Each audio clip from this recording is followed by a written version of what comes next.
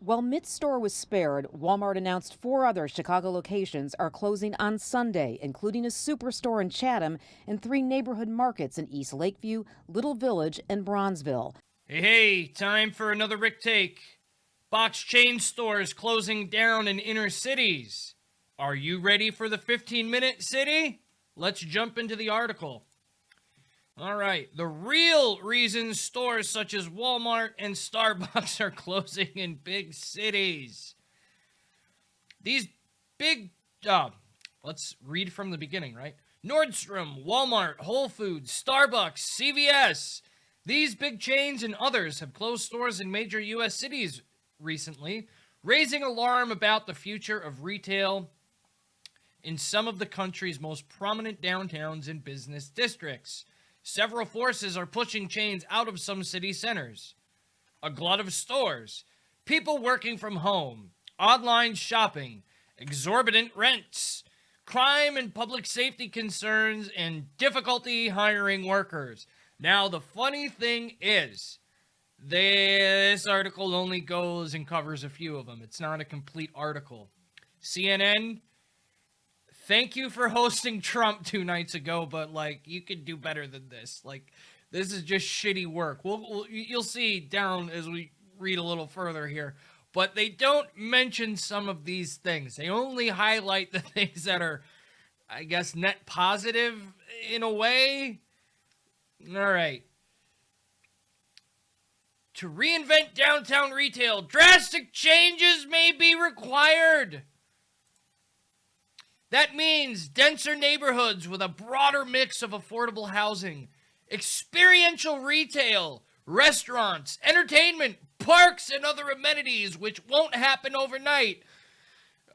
So they want to gentrify. Shouldn't be a Rick Take, but here it is. They're essentially telling us they're going to gentrify. All right, let's read on. Once these cities become true urban neighborhoods, then you will find retailing start to come back in different ways and forms, said Terry Shook, a founding partner at consulting firm Shook Kelly. Okay? How policymakers remake their downtowns with retail as a crucial attraction will be crucial to cities' fiscal health and regional economies. A glut of stores. Some of those policymakers, including both Republican and Democratic leaders, have pointed to crime as a chief reason for the closure. Chief reason. I got stuck up in the dialogue up there. Following videos of brazen shoplifting incidents. We're losing chain stores that are closing down. People who are being employed in those stores are losing their jobs because of crime. New York City Mayor Eric Adams, a Democrat, said in February. But the impact of shoplifting may have been overstated in some cases. Walgreens said it saw a spike in losses known as shrink during the pandemic and cited organized retail crime in its decision to close 5 San Francisco stores in 2021. But it recently backtracked. Okay, so I retract what I said. I honestly didn't think it mentioned crime. I must have just skimmed the article. I must have skimmed past this. So it does mention crime. But I really don't think crime is the biggest reason. See, I used to work in retail. So I have a little bit of experience here.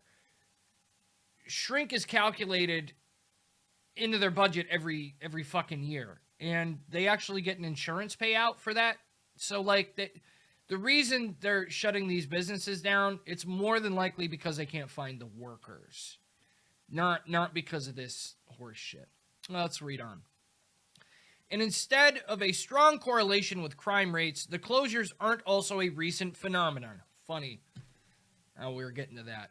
San Francisco, Los Angeles, San Diego, New York City, Seattle, Miami, and Chicago lost retail stores from the beginning of 2017 to the end of 2021. According to research from the J.P. Morgan Chase Institute, a think tank. What's more, experts agree the closures aren't just about crime. Several trends have converged to put these stores at risk. Perhaps most key is the glut of stores in America. According to Morgan Stanley, from 1995 to 2021, more stores closed every year than opened. The trend became popularized as the retail apocalypse. So while the big city closures may capture national attention, in reality, they're often part of closures a brand implements across the nation. The logic of big box retail, period, is much weaker than it was 20 years ago or even 10 years ago, said David Dixon, an urban places fellow at Stantec, a global design firm. For example, Walmart has shuttered about 40 stores since 2021 and will close 20 this year. Nordstrom will shut down 15 locations in 2023. CVS also announced in 2021 that it will close 900 stores over 3 years. Remote work. Even at stores still in city centers, fewer people are often shopping. One major factor here is the pandemic-fueled shift to remote work. Between 2019 and 2021, the number of people primarily working from home tripled from around 9 million people to 27.6 million people, according to the Census Bureau. The rise of remote work has damaged urban downtown shopping areas, which were designed to cater to office workers commuting back and forth daily. The typical office worker is now spending about $2,000 to $4,600 less per year in city centers, according to research from Nicholas Bloom, a Stanford University economist. They're shifting that spending to the suburbs as 1 million people also left city centers during the pandemic, he said. Retailers have followed this shift. They left more expensive cities like San Francisco and New York and headed to cheaper Sunbelt cities such as Phoenix and Houston, the J.P. Morgan Chase Institute found. Not that they're really that much cheaper. San Francisco lost about 6% of its retail establishments from 2019 to 2021, according to the think tank's research. Los Angeles lost around 4%, and New York shed 3%. Meanwhile, Houston and Phoenix gained 4% new retail establishments during that stretch, and they'll probably close. Just, speculating here. Online shopping. Retail stores are also under pressure from the continued shift to online shopping. E-commerce made up 14.7% of all retail sales during the final quarter of 2022, according to the Census Bureau. The pandemic accelerated that growth. For example, chain store closures in New York City have correlated to the products most frequently bought online. Clothing, shoes, accessories, vitamins, and electronic stores have fared the worst, said Jonathan Bowles, the executive director of the Center for an Urban Future, a public policy think tank. A lot of think tanks. Too many think tanks, I think. That's a Rick take. And though crime isn't the biggest factor in many cases, higher levels of shoplifting and other losses have taken some toll. Retail shrink hit $94.5 billion in 2021, a 53% jump from 2019, according to the National Retail Federation's annual survey of around 60 retail member companies. The largest contributor to shrink is customer theft, but the metric also includes employee theft, human errors, and other losses. That is true. Finally, struggles to recruit workers at higher wages and punishing rents in cities have contributed to retail closings. In San Francisco, the average rental price listed by landlords during the first quarter of 2023 was $43 per square foot, nearly double the national average, according to Cushman and Wakefield data. In New York, it was $32 per square foot and $33 in Los Angeles. In cities where retailers are growing, such as Phoenix, Houston, and Dallas, average rental prices were $22 and $23 per square foot. Downtown is for people! There's no easy fix to slow the exodus of retail chains from cities. Replacing a Nordstrom with another department store or swapping out a CVS for a different drugstore chain is unlikely to be sustainable, experts say. I'm just going to pause here for a second. Maybe instead of the box chain store, maybe more mom and pop stores should go in. I know that seems like an antiquated idea, but, mom and pop stores are actually the lifeblood of this country, but I guess that's a digression. All right, where was I? Oh, yeah. It's a really tough problem for cities and economic developers, said Chris Wheat, the president of the J.P. Morgan Chase Institute. How do you make these live, work, and play neighborhoods? That was a question before the pandemic, but it's become more salient now. It harkens back to urbanist Jane Jacobs' influential 1958 essay, Downtown is for People, in which she argued a vibrant street life was crucial for neighborhood safety and community. It is this model, focused on the vitality of the streets and the people who inhabit them, that's needed to create lively and exciting communities and shopping areas.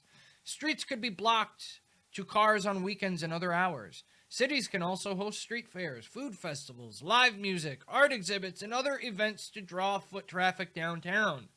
These so-called placemaking investments, which Bowles notes are not massive billion-dollar investments, could be supported by special business improvement districts, where local stakeholders fund the maintenance and promotion of the area.